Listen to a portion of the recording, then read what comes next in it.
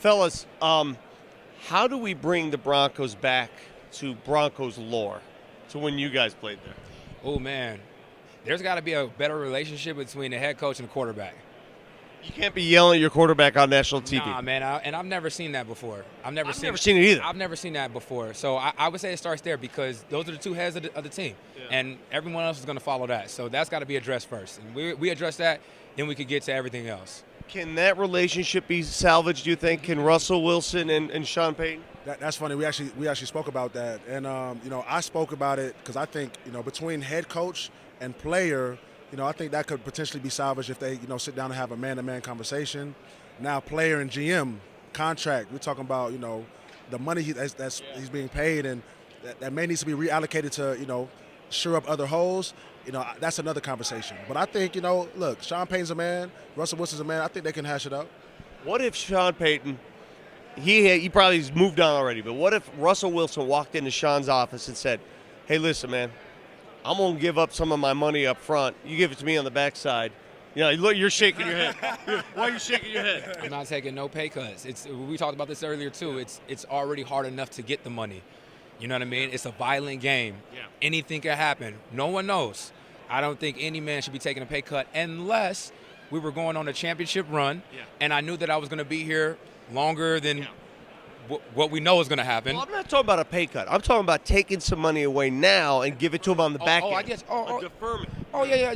You wouldn't do that? No, because here's why. Because they're going to get rid of him. Like, if he has another season that's deemed subpar, right? It's subjective. That's deemed subpar. They're going to get rid of him before he gets to that back-end money.